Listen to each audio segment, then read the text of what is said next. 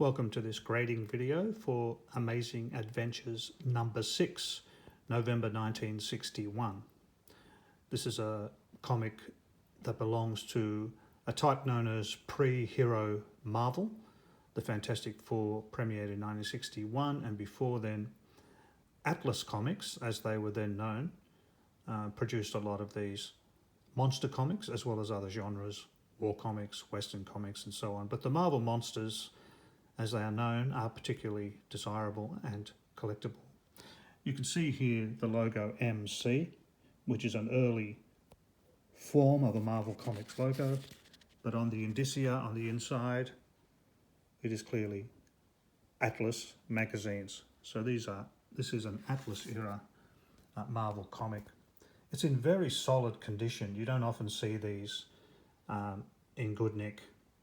The major problem with it is this little chip.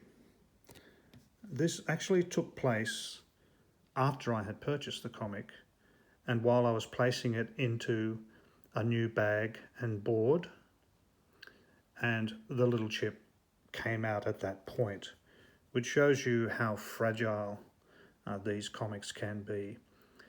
And of course, this immediately knocks the value down significantly from what it would otherwise be.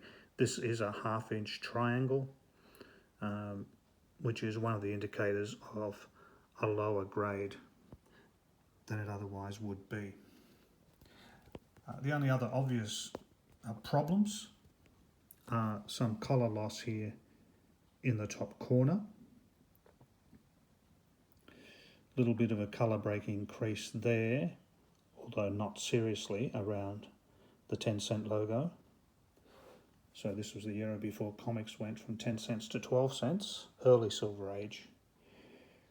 Also, there is a chip here as well, about 1/4 of an inch in size, which you don't really notice much from the outside, but once you lift the cover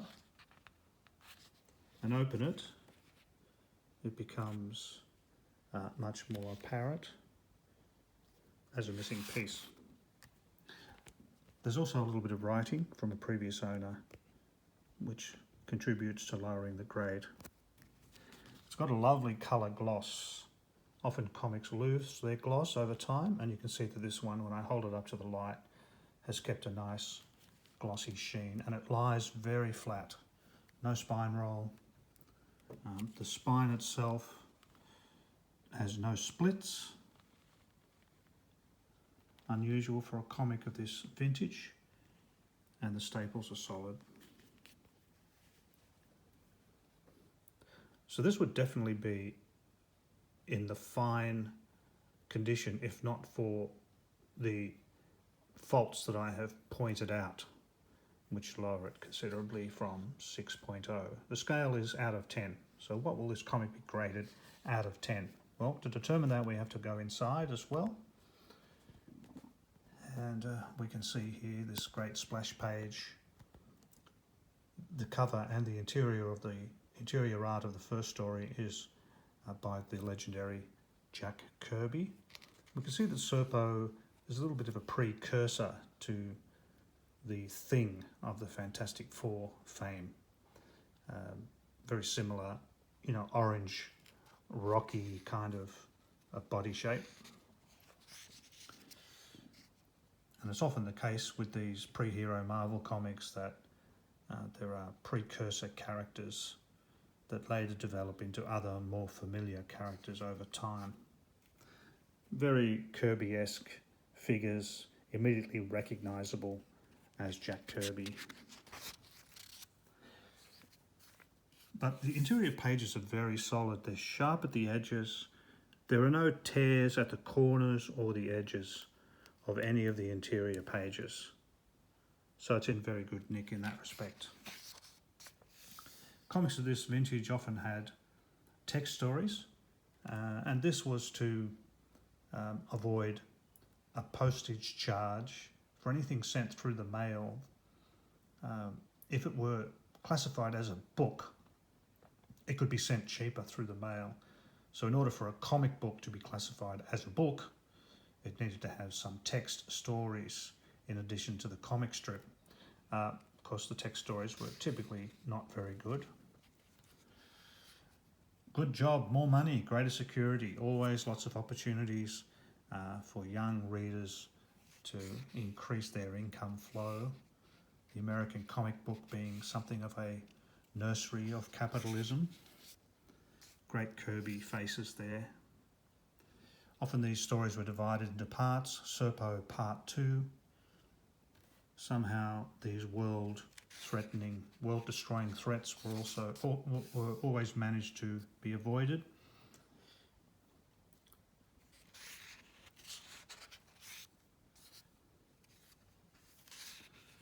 Another opportunity to make a little extra money on the weekends.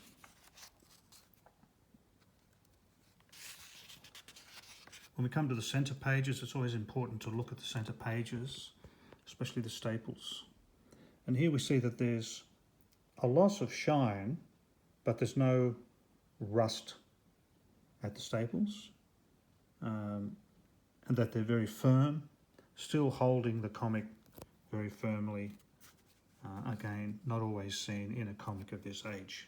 So that's a solid centre. We come to the second story, The Fourth Man, and it's recognisably a Steve Ditko story. The art is very recognisably Ditko-esque. These faces, great use of light and shadow. These kinds of faces were often found in the horror comics that Ditko specialised in this period.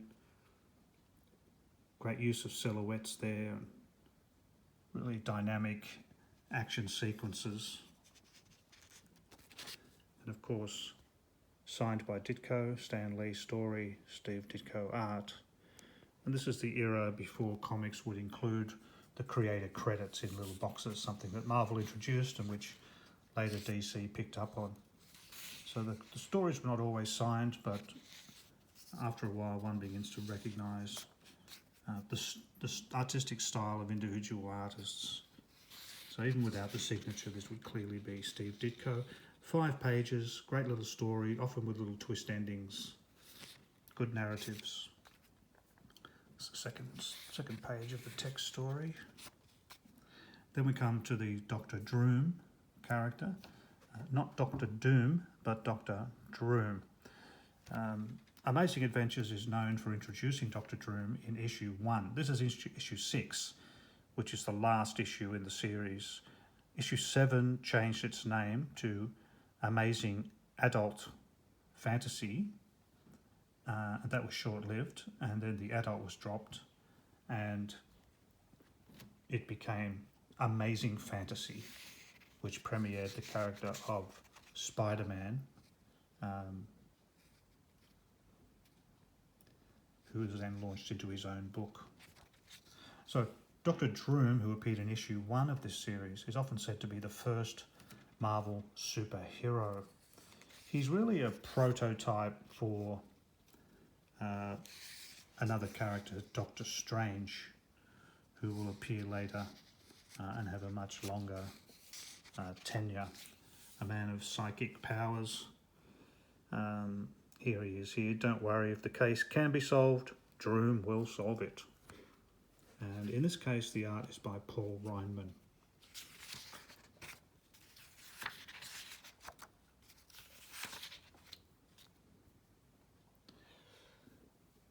Another opportunity to learn a trade or to make a little extra money selling Christmas cards.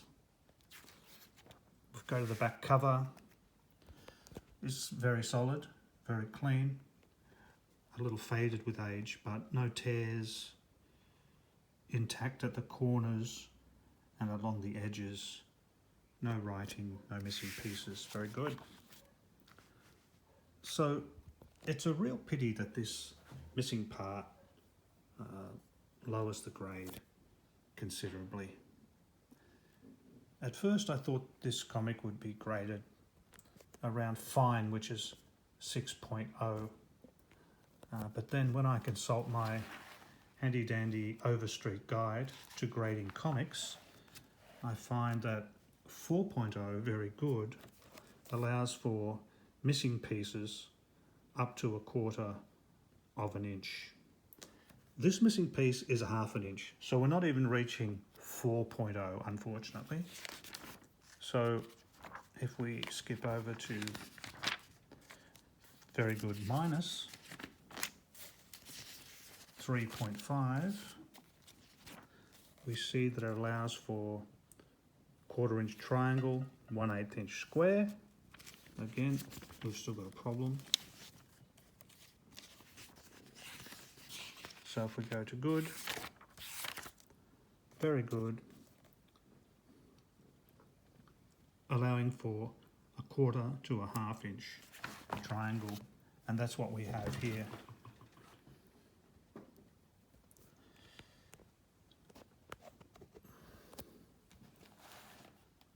So I think we have to grade this at good, very good, 3.0 out of 10. Which is a shame, because common sense would tell you that it's actually in much better condition. But if we're going to go by the letter of the Overstreet grading guide, we're going to have to cop that. All the more frustrating because it occurred after purchase and as a result of even careful handling as this book was placed into its bag and board. You can repair these things, but for a comic of this value, it's really not worth the expense. And in any case, once restoration is identified in a comic book, its value is immediately decreased anyway. So the best thing is just to keep the little chip inside the bag and live with it. So I would say that this comic book, graded at good to very good, 3.0 out of 10, would probably be worth about $50 US. So around $75 Australian. It's a good comic to have in the collection. Just such a pity about that missing chip. Okay, hope you enjoyed. Bye for now.